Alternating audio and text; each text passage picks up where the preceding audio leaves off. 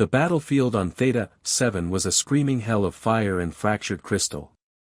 Plasma bolts carved violet arcs through the ash-choked air while shards of the planet's native glass spires rained down like daggers. Corporal Daniel Reyes sprinted low, rifle tight to his chest, lungs burning inside his battered armor. Ahead of him, the small Vexari girl, barely 10 cycles old, had frozen in the middle of the shattered plaza, for delicate arms wrapped around her head as the enemy artillery zeroed in. Her name was Mira'vel. She had been separated from the refugee column during the evacuation. Daniel had seen her only once before, when she offered him a piece of sweet crystal candy with shy mandibles clicking thanks for the human soldiers who kept the supply lines open. That memory flashed through his mind in the half-second it took for the incoming mortar round to scream its final warning. He didn't think. He simply moved. Daniel slammed into her with every ounce of strength his powered suit could give, wrapping his body around her fragile frame like a living shield. Down, he roared, voice raw inside the helmet. The explosion tore the world apart. White-hot pain erupted across his back and shoulders as shrapnel punched through his armor plating. Jagged pieces of superheated alloy and crystal slicing into flesh. His visor cracked. Alarms screamed in his ears. He felt Mira'vel's tiny body tremble beneath him, unharmed, her frightened clicks muffled against his chest plate. Then the darkness swallowed him whole. When consciousness returned, it came in fragments. First, the pain, deep, throbbing, everywhere. Then the voices. Not human. Soft, layered, like wind through hollow reeds. Vexari voices. Daniel tried to open his eyes, but only one responded, the left lid heavy and swollen. The right side of his face felt numb, wrapped in something cool and damp. He was lying on his stomach on a firm surface that smelled faintly of antiseptic and alien spices. His arms were stretched out, secured gently but firmly with padded restraints. Tubes ran into his veins. Every breath pulled at wounds that felt like someone had taken a plasma torch to his back. "He wakes," a gentle voice said above him. Daniel turned his head an inch. The movement sent fresh fire racing down his spine, but he forced his good eye to focus. He was surrounded. Not by enemies. Not by medics in sterile white. By Vexari. Dozens of them filled the large, softly lit chamber, high-ceilinged, walls veined with glowing crystal that pulsed in slow, soothing rhythms. Warriors in ceremonial armor stood shoulder to shoulder with elders whose carapaces were etched with silver age lines. Children peeked from behind their parents' legs, compound eyes wide with awe. At the very front, closest to his bedside, knelt Mira'vel herself, her 4 small hands clasped together, mandibles trembling with emotion. But it wasn't just any crowd. These were the elite. The survivors of the Spire clans. The ones who had once fought alongside humanity in the bitter Theta campaigns. And every single one of them was staring at him with an intensity that made the air feel thick. Mira'vel reached out a trembling claw and gently touched the edge of the bandage on his shoulder. "Daniel," she whispered, her translator rendering the word with soft reverence. "You took the fire for me. All of it." He tried to speak, but his throat was raw. A medic, a tall Vexari female with gentle blue markings, held a cup to his lips. Cool liquid, sweet and faintly floral, soothed the fire. He swallowed and managed a rasp. "Is she, okay?" Mira'vel's eyes shimmered with unshed tears. "I am whole because of you. Not a single shard touched me. You became my armor." The chamber rippled with a low, collective sound, something between a hum and a sigh.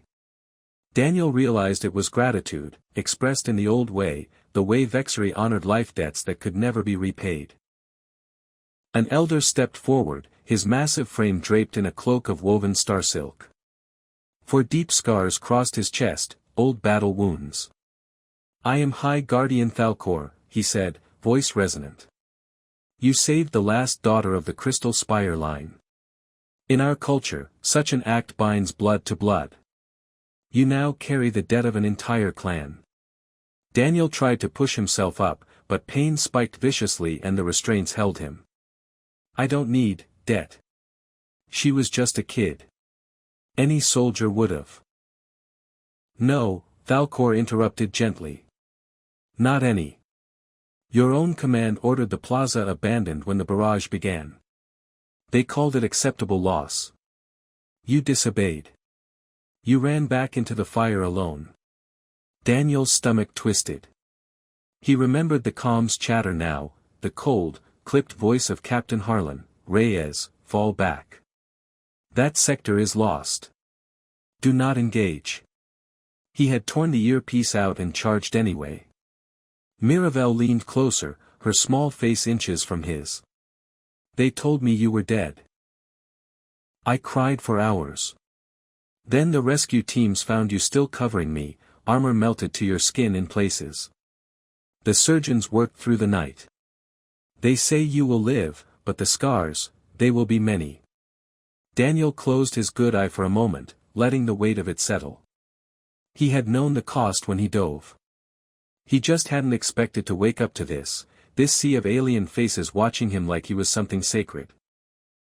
A young warrior, barely older than a recruit, spoke up from the back, voice cracking with emotion. He gave his flesh so our future could breathe. I would follow such a human into any storm. Murmurs of agreement spread like ripples. Daniel felt heat rise in his cheeks that had nothing to do with fever. Look. I appreciate it. Really. But I'm just a grunt from New Chicago. I've got a little sister back home who waits for my letters. I don't want ceremonies or honors. I just want to know the fighting stopped long enough for her to go home safe. Falcor's mandibles clicked softly. The fighting has paused. Your sacrifice bought the ceasefire negotiations 3 extra hours. The enemy saw what one human was willing to do for one of ours.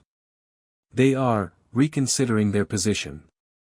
Mira'vel suddenly climbed carefully onto the edge of the bed, mindful of his wounds, and rested her forehead against his bandaged shoulder. The gesture was intimate, the Vexari equivalent of a hug from a child to a parent. I was so scared, she whispered, voice breaking. The sky was fire and I could not move.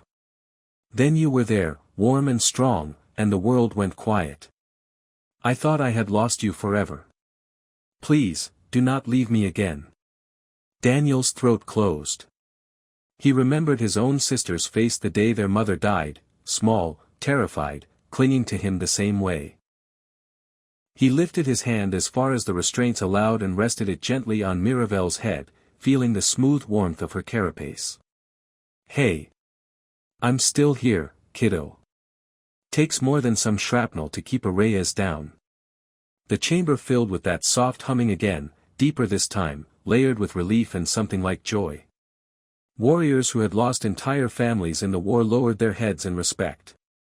Elders exchanged glances heavy with unspoken meaning.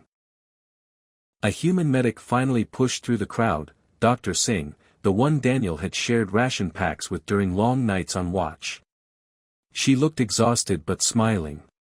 All right, everyone, give the man some air. He's stable, but he needs rest.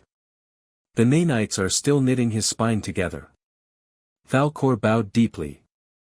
We will wait outside. When he is stronger, the clan will offer the rite of binding. He will never walk alone again. As the crowd began to file out, Mira'vel refused to move. She stayed curled against Daniel's side, one small claw wrapped around his fingers. I will stay, she said simply. Until you sleep. Then I will watch over you the way you watched over me. Daniel felt tears prick his remaining good eye. The pain was still there, a constant fire across his back, but it felt distant now, overshadowed by the warmth of the small alien girl who refused to leave him. He thought of the explosion again. The blinding light, the impact that should have killed them both. He thought of all the times he had been told that aliens were just strategic assets, that compassion was a luxury soldiers couldn't afford. And he thought of the faces surrounding him when he woke, not suspicion, not calculation, but pure, overwhelming gratitude. "All right, kid," he murmured, voice thick. "You can stay. But only if you tell me one of those stories about the crystal spires. The ones with the singing stars." Mira'vel's mandibles clicked happily. She began to speak, soft and melodic, painting pictures with words while her claw never left his hand. Outside the chamber, the Vexari warriors stood guard in silent vigil. Inside, a wounded human soldier and a once frightened alien girl shared quiet stories as the crystal walls glowed softly around them. Daniel Reyes had taken the explosion's shrapnel to save one life. He awoke to find that life had saved something inside him in return. And surrounded by an entire people who would never forget the debt. The war still raged somewhere beyond the walls, but in this room, for this moment, there was only healing, and the fragile, unbreakable bond between a human who chose compassion and the alien girl who now refused to let him face the darkness alone.